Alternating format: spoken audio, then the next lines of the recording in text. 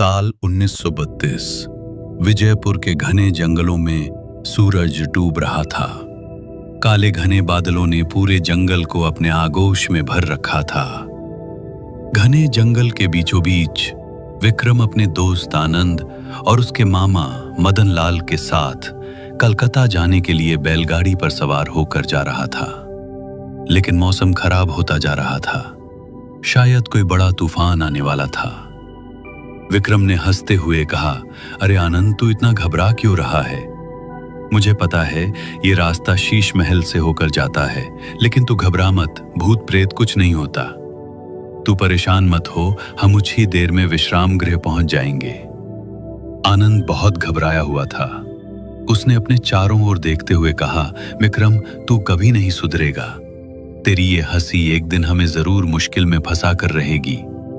तभी मामा मदन लाल ने कहा, आनंद, डरने की कोई बात नहीं, लेकिन हाँ, रात होने से पहले हमें रुकने की जगह जरूर ढूंढनी होगी।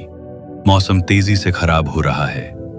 वो सभी बैलगाड़ी को तेजी से हाँकते हुए आगे बढ़ ही रहे थे कि तभी अचानक बादलों में तेज गड़गड़ाहट के साथ तेज बारिश और हवाएं चलने लगी। विक्रम ने आसमान की ओर देखते हुए जर्नलिस्टिक सफान, मैंने आज तक नहीं देखा। ऐसा लग रहा है जैसे जल प्रलय आने वाला हो। हमें जल्दी ही कोई आसरा ढूंढना होगा। आनंद ने डर से कांपते हुए कहा, लेकिन इस जंगल में हम आसरा कहां ढूंढेंगे? उनकी गाड़ी तूफान का सामना करते हुए आगे बढ़ ही रही थी कि तभी उनके सामने शीश महल हवेली बिजली की चमक से रोशन होती हुई दिखाई दी। विक्रम ने तेजी से बैलगाड़ी को हवेली की ओर बढ़ा दिया। उसे आनंद ने रोकना चाहा, लेकिन भयानक तूफान और दूर तक सिर छुपाने की कोई जगह ना होने के प्रिवेंटिव से वो भी चुप रहा और बैलगाड़ी सीधे हवेली की ओर बढ़ गई। मदन लाल ने कहा, देखो, अब और कोई रास्ता नहीं, हमें रात इसी हवेली में काटनी होगी। एक सुरक्षित जगह पर उन्होंने बैलों को बांधा और तीनों हवेली आजमे की अंदर बढ़ चले। विक्रम ने हवेली की ओर देखते हुए कहा, अपने समय में यह कितनी आलीशान हवेली रही होगी। आनंद ने घबराहट भरे लहजे में कहा, आलीशान? ये मौत का कुआं है।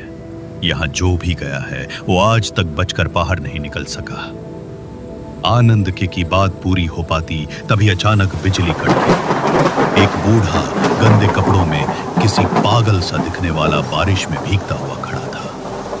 बूढ़े ने चीखते हुए कहा, तुम सब मरोगे। जिंदगी चाहते हो तो भाग जाओ, यहां मत रुको। यह हवेली भूखी है, वो तुम्हें मार डालेगी। चले जाओ यहां से। मदन लाल ने कड़क आवाज में कहा, कौन हो तुम और अपनी बकवास बंद करो। बूढ़ा ने चिल्लाते हुए कहा, वो आत्मा, वो तुम सबको मार डालेगी। वह बूढ़ा उन तीनों को चेतावनी देता हुआ भाग गया। आनंद ने डरते हुए कहा, मामा, मैं तो पहले ही कह रहा था, हमें यहां नहीं रुकना चाहिए। विक्रम ने हिम्मत जुटाते हुए कहा, वो पागल था, ऐसे ही बड़बड़ा रहा था। चलो अंदर चलते हैं। इस तेज बारिश और ठंड में बाहर कुछ देर और खड़े रहे तो भूत हमें बाद में मारेगा। पहले हम ठंड से ही मर जाएंगे। यह कहते हुए तीनों हवेली के अंदर बढ़ गए। वह सभी हवेली में अंदर पहुंचे ही थे कि अचानक बहुत हल्की सी खनकती आवाज गूंजी। यह किसी पायलों की छनकार लग रही थी। आनंद ने चौंकते हुए कहा, ये आवाज कैसी?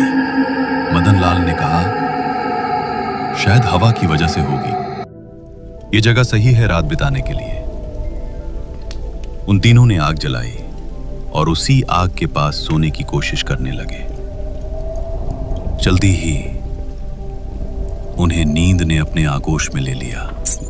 अभी उन्हें सोए कुछ देर ही हुई थी कि तभी एक बार फिर वही पायल की खनक फिर सुनाई देने लगी। लेकिन इस बार वो तेज और तेज होती जा रही थी। विक्रम ने टॉर्च की रोशनी में इधर उधर देखते हुए कहा, कौन है?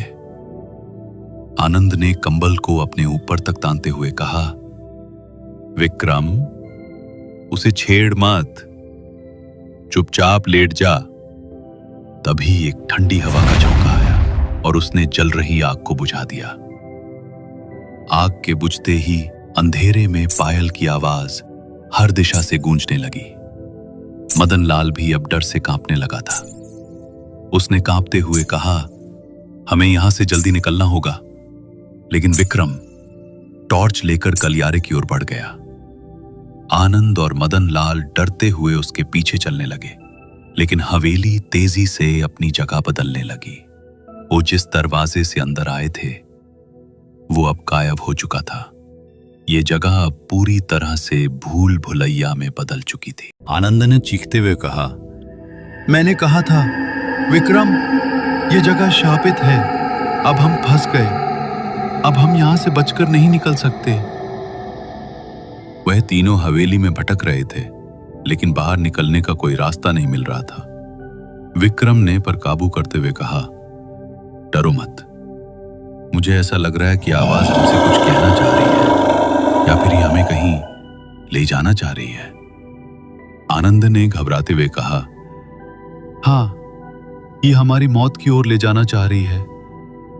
तभी अचानक एक दरवाजा दिखा जो तहखाने की सीढ़ियों की ओर जा रहा था। विक्रम ने कहा, ये देखो, ये तहखाना देखो, आवाज यहीं से आ रही। चलो अंदर चलकर देखें। अंधेर में चलते हुए वह तीनों अब एक अंधेरे कमरे में पहुंच चुके थे। एक भयानक अंधेरा कमरा जिसमें चारों ओर कंकाल बिखरे हुए थे। दीवारों पर खून के धब्बे थे। आनंद ने चीखते हुए कहा, ये सब क्या है? ये कंकाल, हम फंस चुके हैं विक्रम। विक्रम ने कंकालों को गौर से देखते हुए कहा, आनंद चुप हो जा, कुछ नहीं होगा, मेरा यकीन मानो। लेकिन तभी विक्रम की नजर एक कोने की ओर गई, और जो नजारा उनकी आंखों के सामने आया उसने उन सब की रूह कंपा दी। अंधेरे कमरे में कंकालों के बीच एक एक लड़की बैठी थी। उसके पैर में बंधी पायल अपने आप आवाज कर रही थी। उसका चेहरा धुंध में छिपा था, लेकिन ना जाने विक्रम को अचानक क्या हो गया था। विक्रम मंत्रमुग्ध होकर उस लड़की के करीब बढ़ गया। आनंद ने चीखते हुए कहा, विक्रम, उसके करीब मत जा, वो कोई इंसान नहीं है। लेकिन तभी लड़की अचानक विक्रम के ठीक सामने आ गई। उसका चेहरा भयानक, आंखें आग की तरह चमक रही थीं और बाल हवा में लहरा रहे थे। विक्रम धीरे धीरे पीछे हट रहा था, लेकिन आत्मा और करीब आती जा रही थी। आनंद ने विक्रम से कहा, विक्रम, भाग वहां से, वो तुझे मार डालेगी। विक्रम ने आनंद से कहा, ये मुझसे कुछ कहना चाहती है। आनंद ने कहा, विक्रम, उसके कंकाल हो चुके चेहरे में जीभ नहीं बची है जो वो कुछ बोल सकेगी, भाग वहां से। तभी अचानक विक्रम हवा में उठ गया। उस लड़की ने विक्रम का गला जोर से दबाया और उसे हवा में उठा दिया। आनंद और मदन लाल दोनों ने विक्रम को बचाने की कोशिश की, लेकिन तेज हवा के झोंके ने उन दोनों को उड़ाकर दूर फेंक दिया। विक्रम ने पूरी ताकत लगाकर खुद को छुड़ाया और वो जमीन पर गिर पड़ा। तभी वो आत्मा तेजी से विक्रम की ओर बढ़ी, लेकिन इस बार विक्रम एक ओर हट गया। ठीक उस दरवाजे के सामने जाकर रुकी जो जंजीरों से बंधा हुआ था। जैसे ही वो आत्मा उस दरवाजे के सामने पहुंची, जोर जोर से चीख उठी। विक्रम ने उसकी हाकल देखते हुए कहा, आनंद, जरूर उस दरवाजे के पीछे कुछ ऐसा है जो इसे परेशान कर रहा है। उस दरवाजे को खोलने की कोशिश करो। आनंद ने पास पड़े एक बड़े से पत्थर से उस दरवाजे को तोड़ने की कोशिश करने लगा। इधर आत्मा ने मदन लाल और विक्रम का गला जोर से दबा रखा था। उसकी जान निकलने ही वाली थी कि तभी दरवाजे का ताला टूट गया। आनंद ने पूरी ताकत लगाकर पुरानी लकड़ी के दरवाजे को खोलना शुरू कर दिया। तेज चरमराहट के साथ दरवाजा खुला। दरवाजे के खुलते ही एक तेज रोशनी के साथ एक शिवलिंग प्रकट हुआ, जिसे देखकर आत्मा पागलों की तरह चीख उठी। चीख के साथ ही उस लड़की की आत्मा राख बनकर गायब हो गई। आनंद ने हांफते हुए कहा, ये क्या था? तो तुम ठीक तो हो? उस आत्मा के खत्म होते ही हवेली से बाहर निकलने का दरवाजा भी खुल गया। वो तीनों हवेली से बाहर निकले। अब तक बारिश रुक चुकी थी।